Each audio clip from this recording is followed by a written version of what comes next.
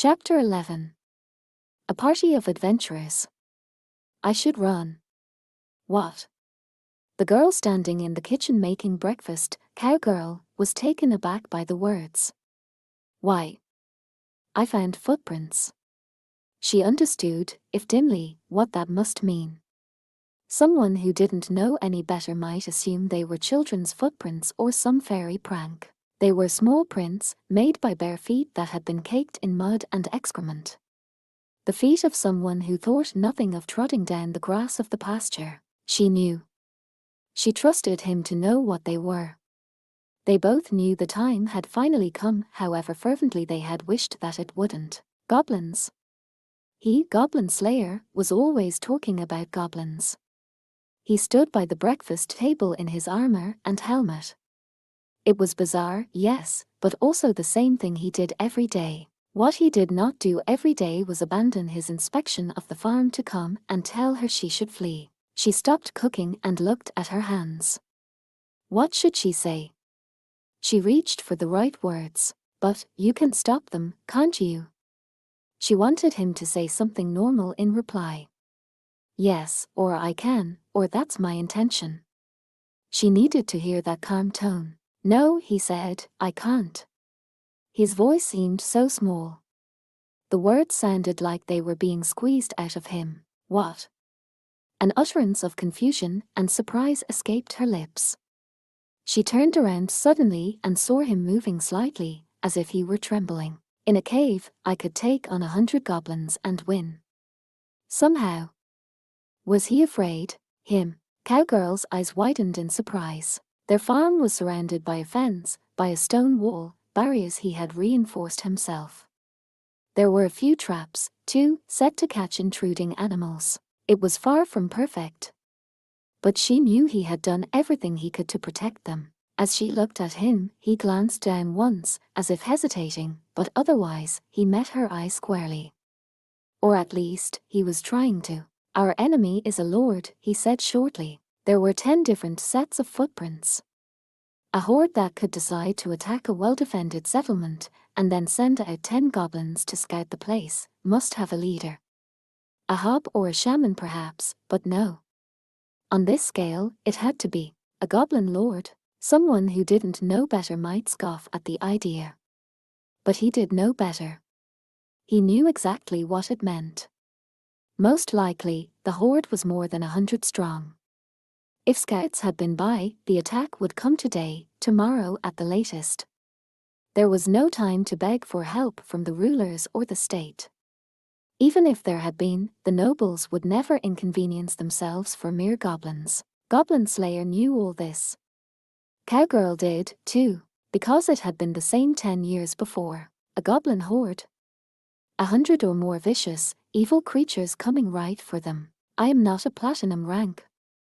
I'm no hero. They didn't have the numbers. They didn't have the strength. That meant, I can't. That's why, you should run. Now, while there's still time. Cowgirl moved to stand right in front of him. She stared into his helmet. When she was sure he had nothing more to say, she murmured, all right. You're decided. Yes. She took a breath in and let it out. There were 3 things in her heart, 3 things she needed the courage to say. I'm sorry. Now that she had said the first of them, the rest would be easier. I won't leave. She forced her stiff jaws to work into a smile. She wouldn't let him ask why. He knew why. Because you mean to stay, don't you?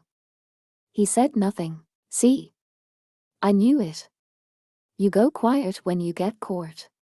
You always have. They won't just kill you. Yeah. I know, she said, affecting calmness. His voice sounded cold. He was trying even harder than she was to remain calm. I was watching. I know. She knew exactly what he meant.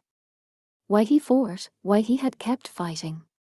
She knew all of it. The horde may be driven off someday, he said, as if talking to a child. But don't think you'll be saved.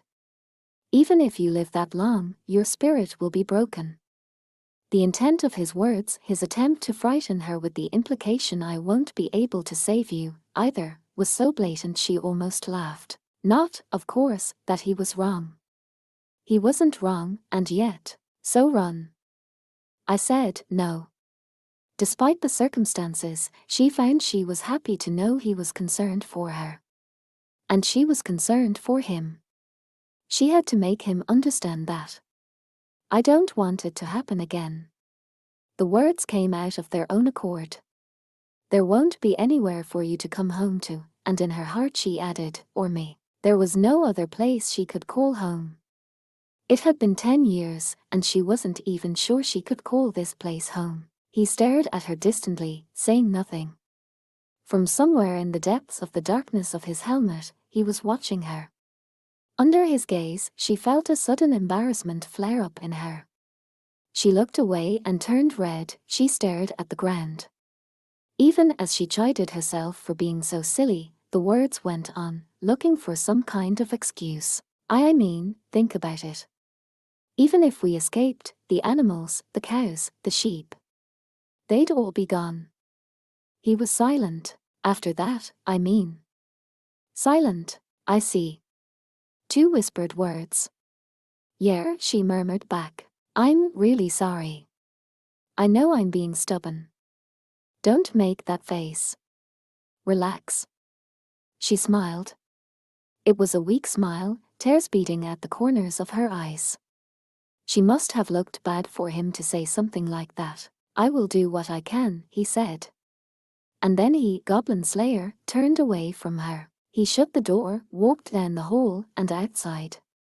He swept his eyes around the farm, carving it into his memory, and then he stepped onto the road to the city. This was foolishness. She could have escaped to the city, or he could have knocked her out, tied her up, and put her somewhere safe. Why hadn't he done it? Why hadn't he made her leave? There was only one reason. He hadn't wanted to. He didn't want to make her cry again. I'm supposed to protect girls. You. Goblin Slayer had been talking to himself, and yet there was an answer. Standing next to him, arms folded, was the owner of the farm. He had been listening, or perhaps he had simply overheard. You ought to at least say goodbye when you leave, he spat, glaring at Goblin Slayer, who in fact quite agreed with him. Uncle had taken everything on himself, spared them whatever he could. I'm sorry. The owner interrupted Goblin Slayer sharply as he made to apologize. She's a good girl. He squeezed the words from a pinched mouth on a pained face. She's grown up so well. Yes. So don't you make her cry. Goblin Slayer was silent, unsure how to respond. If it had been just a matter of saying something, anything, he could have easily made his tongue move and his lips speak. But after long deliberation, he decided to tell only the truth. I will try. Sometimes he hated that he couldn't lie. With those murmured words weighing on him, he began to walk. The Adventurers Guild was bustling once more. Full of the sound of the crowd, of equipment being readied, of laughter. Those who had been away, battling the forces of chaos, had returned. Not everyone, of course, could come back. But no one brought that up. Some who were not seen again had fallen to monsters in caves or ruins, or on the plains, or in the mountains. Others had moved on to new lands, or had struck it rich and left adventuring, or otherwise retired. No one sought to discover their fates. Those who did not come back would fade slowly from the collective memory until they were truly gone. That was an adventurer's end. So almost no one looked up when the bell jingled and he walked in his cheap leather armor and his helmet, with his small shield strapped to his arm and his ridiculous sword at his hip. Oh, Goblin Slayer, Spearman said acidly. Fancy you being alive. A few others reacted in a similar vein. They figured he had been off on a long quest or perhaps taking an extended break. The man who showed up every day asking after goblins had become part of the scenery at the guild. Goblin Slayer walked in with his usual bold stride, but he did not head for his seat by the wall. He didn't even go to the front desk, but walked directly to the center of the lobby. The adventurers sitting nearby gave him strange looks. They couldn't see his expression behind his helmet. "Excuse me. Please listen to me." His voice was low and soft, but it carried remarkably well through the ruckus in the guild hall.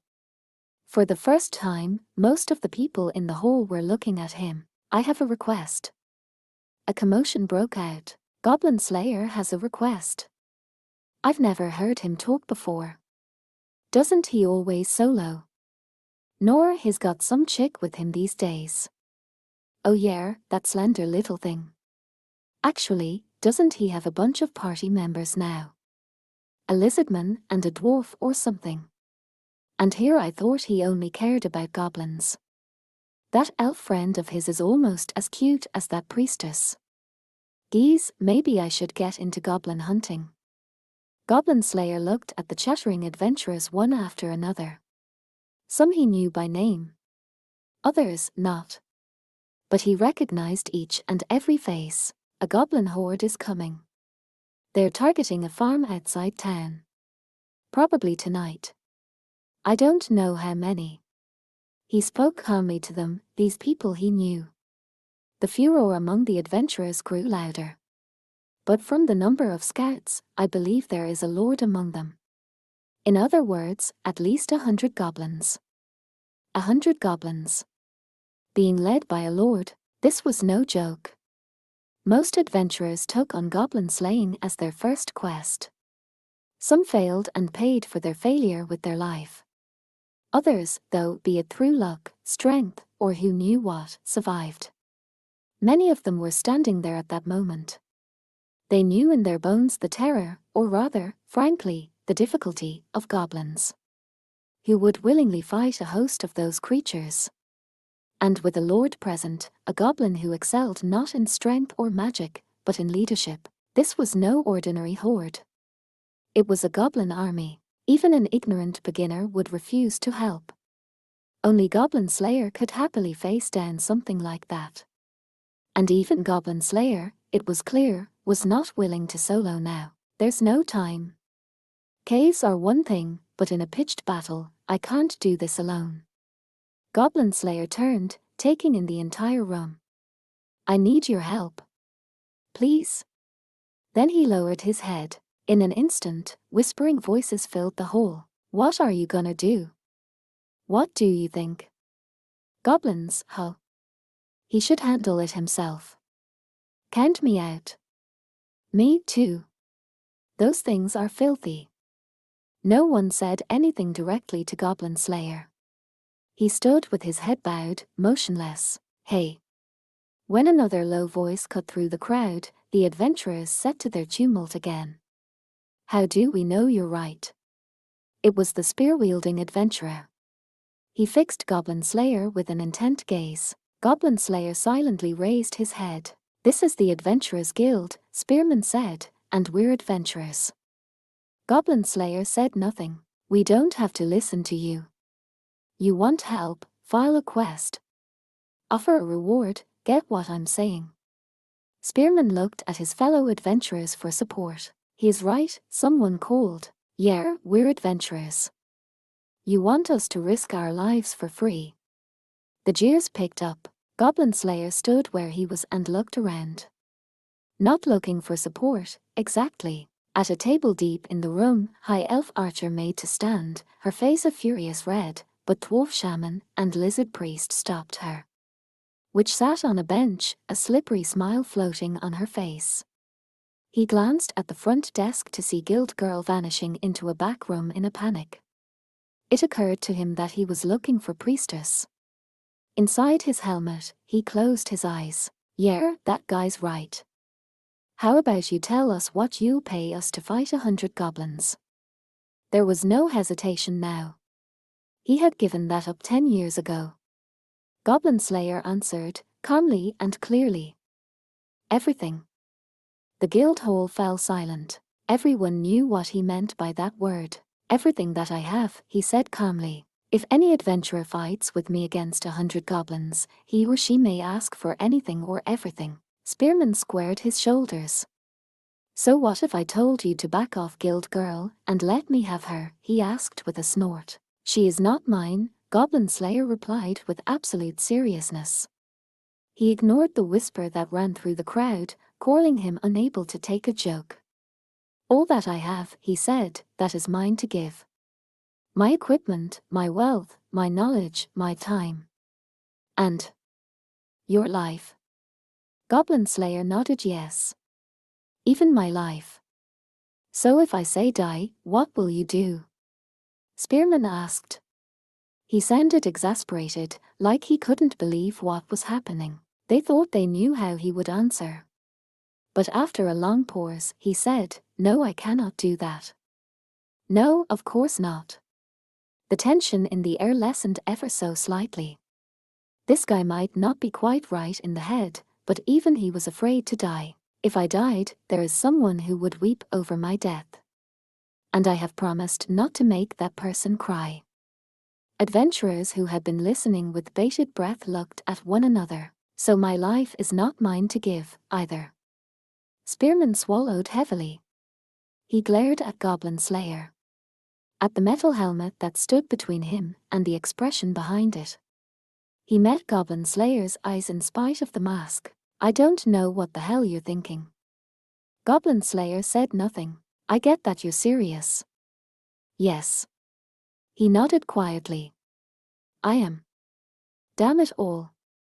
Spearman said, tearing at his hair. He began to pace back and forth in front of Goblin Slayer, tapping the floor with the butt of his spear. The agonized moment stretched on and on. Finally, Spearman heaved a sigh and said in a voice heavy with resignation, "What would I do with your life, anyway, but you owe me one hell of a drink." He pounded his fist once against Goblin Slayer's leather chest plate. Goblin Slayer tottered. The steel helmet looked vacantly at Spearman. Spearman stared back at him. Got a problem? A silver-ranked adventurer just took on your goblin-slaying quest. At market rate, no less. You ought to be grateful. I am. Goblin Slayer nodded firmly. Pardon me. Thank you. Save it for after we've slain some goblins. Spearman's eyes widened a bit, and he scratched his cheek uncomfortably. He'd never thought the day would come when he would hear "thank you" from this man. I am with you, too. A clear voice rang through the guild hall. Everyone turned to look at an elven archer who had kicked over her chair as she stood. She quailed under their gaze, her long ears trembling. I'll slay those goblins with you.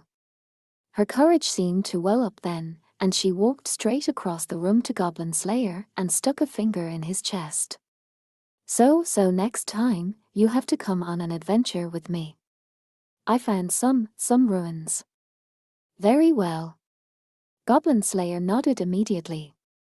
The elf's ears stood straight up. If I survive, I will join you. Gosh, you didn't have to say that, the elf huffed, glaring at the helmet. She spun around. You're coming, too, right?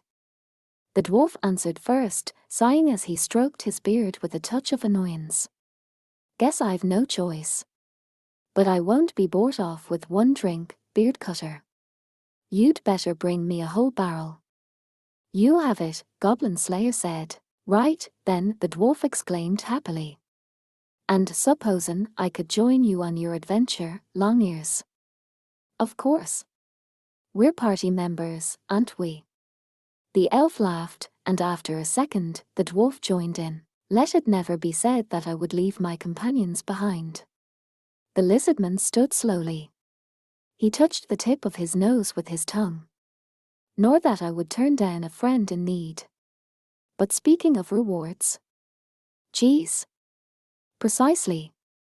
I can taste it now. It is not mine. But it is made on the farm that's being targeted. Indeed. All the more reason to destroy those bottom-feeding beasts. The lizardman's eyes rolled, and he joined his palms toward Goblin Slayer. The latter understood that this was a form of lizardman humor. So 4 adventurers gathered around Goblin Slayer. He didn't see priestess anywhere. So we have 5. Number 6. Which stood with a rustling sound. She walked over and stood beside Spearman, hips swaying all the way. It might well be 7, though, I can't be sure, she said meaningfully, then she drew a long pipe out from her bosom. Inflammatory. She spun the pipe around, stuffed some tobacco in it, then lit it with a tap of her finger and took a long breath. The sweet-smelling smoke wafted around the guild hall. The remaining adventurers babbled excitedly. It wasn't that they wanted to abandon the farm to destruction. Many of them simply weren't ready to risk their lives for a pittance. And who could blame them?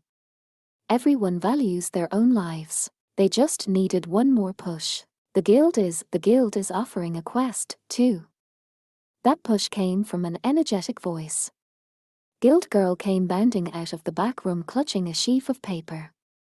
She was breathing hard, her face red, her braids bouncing wildly up and down. She began to pile the paper on the front desk. There is a reward of 1 gold coin for each goblin you slay. Now's your chance, adventurers. The crowd gave a collective stir. It was of course the guild that would provide the money for the reward. The ability to work on a large scale was one of the advantages of such an organization. There was no telling how hard Guild Girl had fought to convince her superiors that this was a good idea. Guess I'm in, then. An adventurer, the heavily armored warrior, gave his chair a little kick as he stood and took one of the sheets of paper. Knight, seated beside him, looked up at him in surprise. You're going? I'm no fan of Goblin Slayer, but hey, money is money. Knight got a devilish grin on her delicate face. I can't abide liars. You ought to just admit it's because he's the one who drove the goblins out of your hometown. Hey, keep it to yourself, woman. Anyway, I'll still get a gold coin per goblin. Me too. Yeah, count me in. I owe that guy. One by one, the murmurs started, people rose to their feet. And what about you? I thought you hated his guts. I aspire to be a paladin. When someone asks for help, I'm bound to offer it, Knight said with a smirk, to which warrior, in armor, responded with a shrug and a laugh. Or, well, if you two are going, I guess we're coming along. We are. Now, of course we must help. Despite a little arguing, the rest of the armored warriors' party stood up. Hey? What? Watching them, the greenhorn warrior they had sparred with many days ago called to the young cleric. I've still never been goblin slaying. I guess not. They say it's dangerous. But I've got to try it sometime, right? You're hopeless, she said. But if you must. And the boy held out his hand to her. Somebody watching them gave a short sigh. I became an adventurer the same day he did. Guess this is what you'd call fate. If I didn't hear that voice asking after goblins every day, it wouldn't feel right. I agree. He's kind of a fixture here, an institution, you know. I hate having him around. But I'd hate not having him around even more. I was just looking for a way to get some cash. 1 goblin, 1 gold, huh? Not bad. In all my life, I've never seen such a weird quest giver, someone muttered. Someone else nodded. One after another, adventurers rose. Yes, they were adventurers. They had dreams in their hearts. They had principles. They had ambitions. They wanted to fight for people. Maybe they didn't have the courage to step forward. But they'd been given that little push. There was no more reason to hesitate. Goblin slaying. Fine. That was their job. If there was a quest, they would take it. Someone raised their sword in the air and cried, "We ain't party members, and we ain't friends, but we're adventurers." Others joined the shout. Those who did not carry swords raised staves, spears, axes, bows, fists. There were beginners. Veterans. Warriors, wizards, clerics, and rogues. There were humans, elves, dwarfs, lizardmen, and rears. The adventurers gathered in the guild hall filled the air with their voices, pounded the floor with their feet. Goblin Slayer, embraced by their shouts, surveyed the room. His eyes met guild girls. She was sweating a little, but she gave him a puckish wink. Goblin Slayer bowed his head to her. He felt it was the least he could do. That worked out well. There was a little giggle. He turned around and saw her, standing close as a shadow, priestess. Of course she was there. How could she not be? Yes. It did. Goblin Slayer nodded. That day, perhaps for the first time, there was no shortage of adventurers ready to take on a goblin quest.